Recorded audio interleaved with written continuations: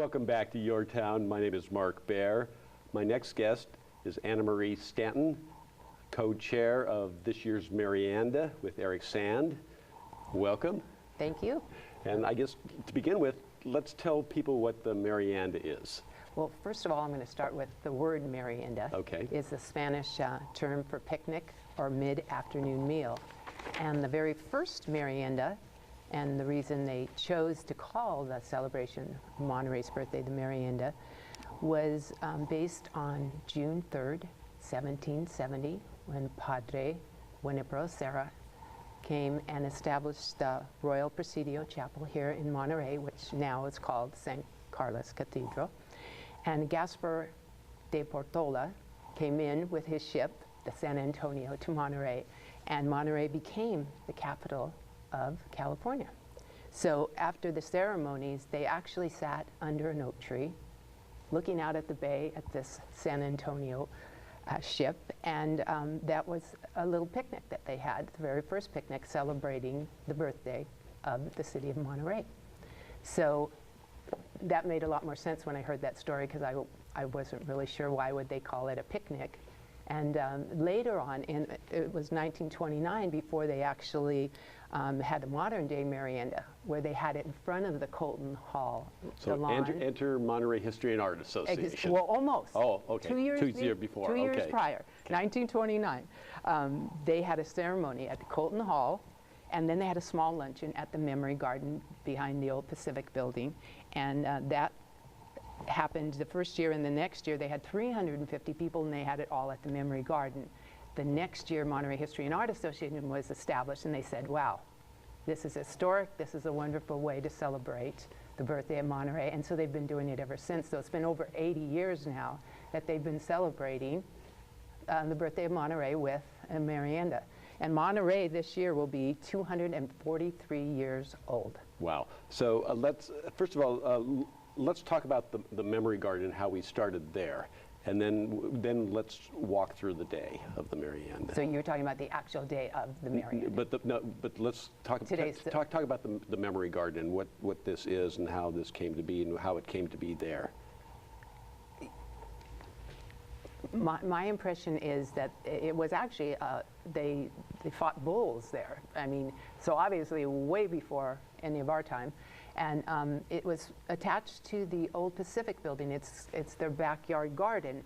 And I will say, when I walk into that space, you can feel the history. And when you see the tables set up and the beautiful decorations, it's just magical.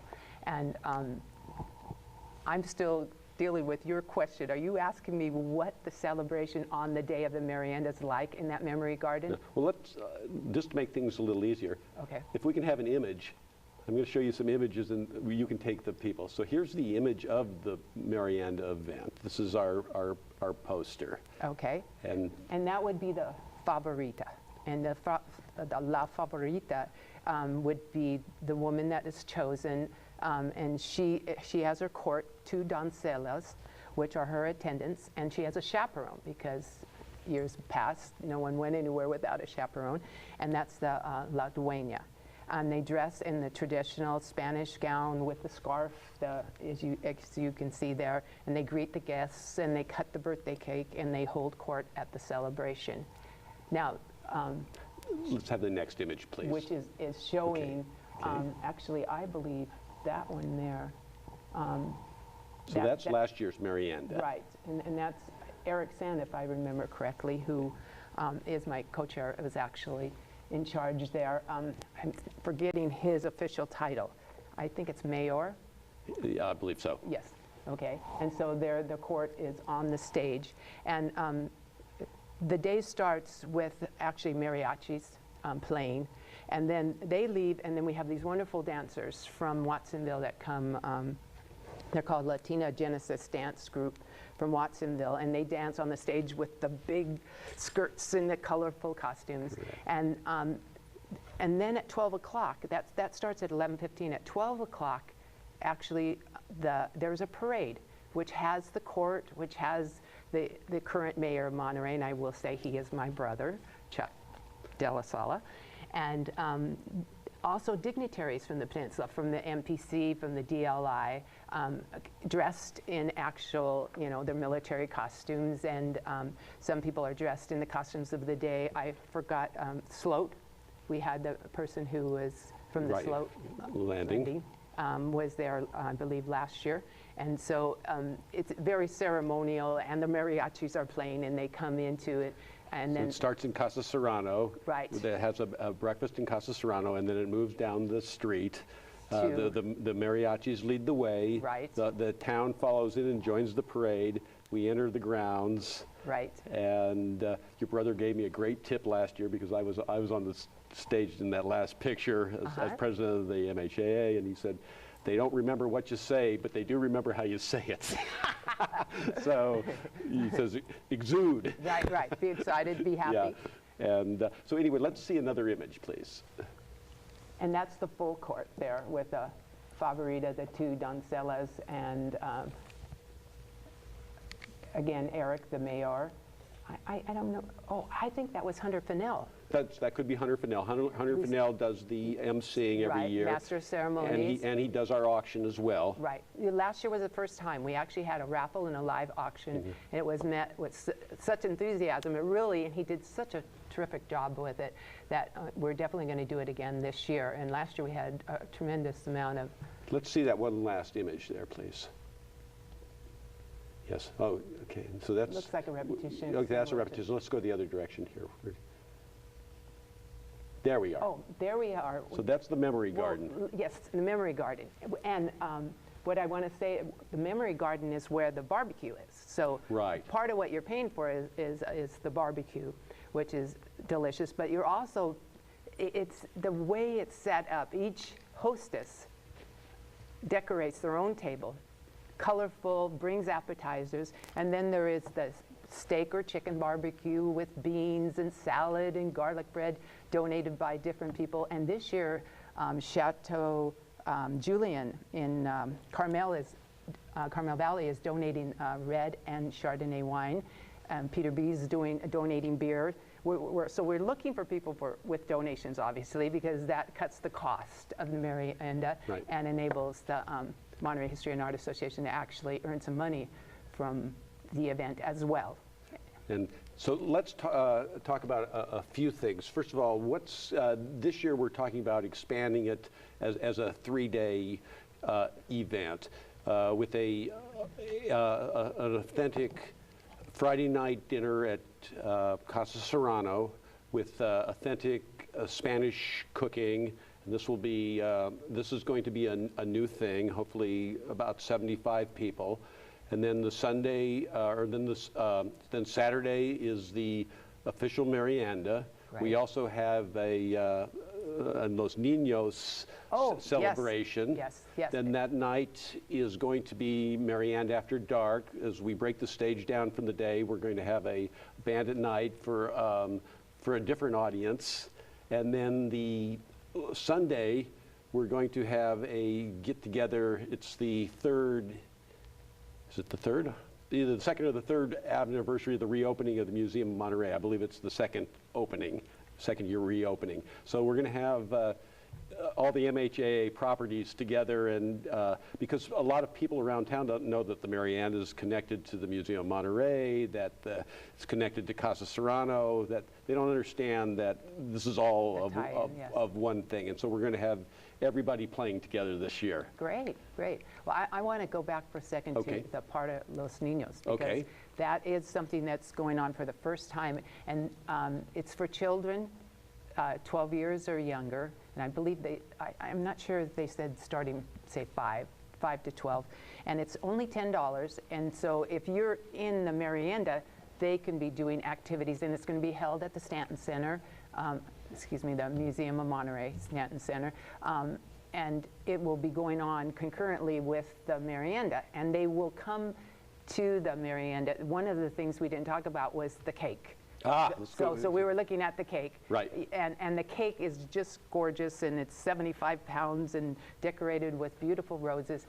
And so it's quite a festive ceremony where the cake bearers take the cake and go all the way around, and then it's cut with the sword from one of the first presidents of the Monterey History and Art Association, and I'm forgetting his name. If I looked in my notes, I probably could find it.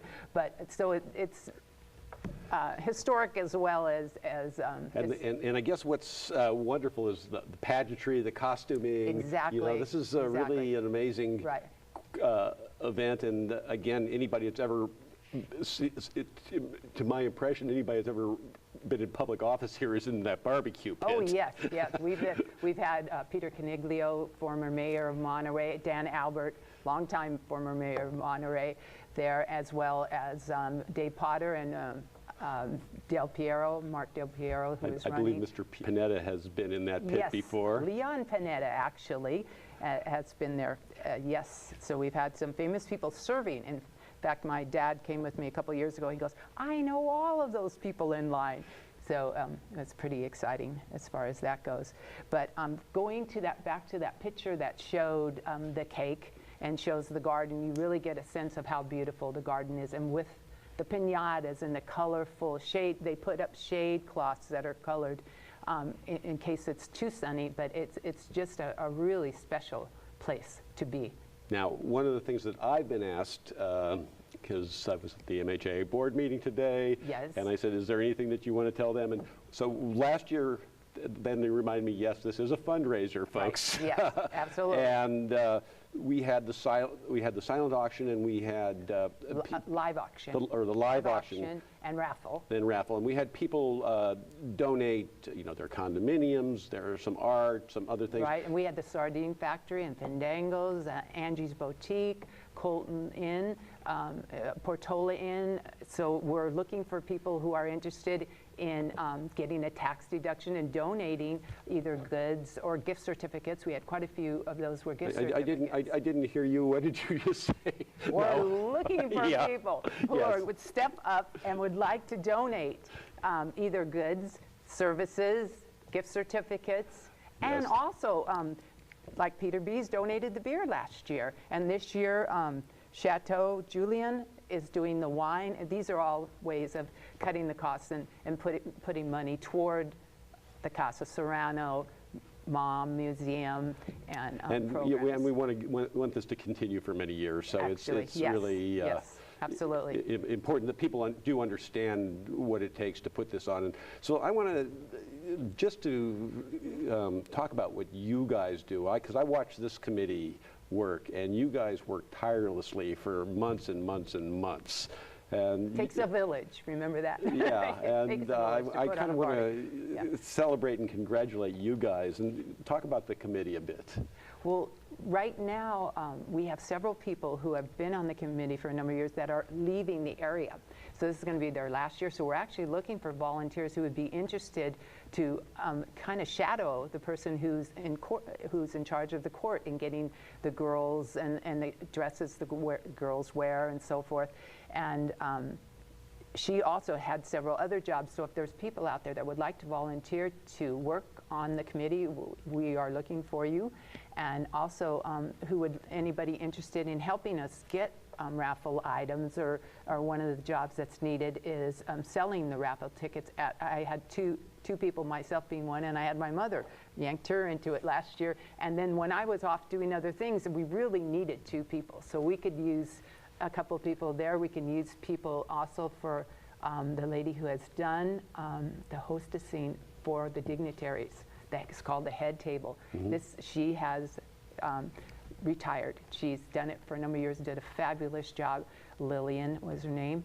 And so we need somebody this year who would take on that role. And with hostesses, they decorate the table with things they bring from their home, but we supply the glasses and silverware and things like that. But they usually bring an appetizer or whatever, and they really make the people feel special. Let's talk about La Favorita. La Favorita? Yes. Okay. And what in particular do you want me to say? How is that person chosen? What does that represent? I'm not an expert on that. I have to admit, I'm going to backpedal a little bit. I know that they look for somebody who has a history in Monterey, whose family's been here for a number of years and generations, actually. And I know that that's not the thing I've worked on. So if Betty was here, she could tell you in a snap what's involved. But people do submit names, and then they choose somebody, and then the favorita is the one who goes around the tables and greets everybody and makes them feel like they've come to her home. Okay. And then just to end today, I wanted to have a little shout out to Carol Todd, who's probably out there listening. Yes, and she's in charge of seating everybody, and also for tickets. If you want a group, say you have 10 people and you want to really make it a party, you can go ahead and take a whole table. And there also is choice of chicken and steak, so you can talk to her about which ones you prefer and so forth. And she's been doing it a while, and she does a fabulous job. Annamarie, thank you so much. You're welcome. So don't go away. We'll be right back.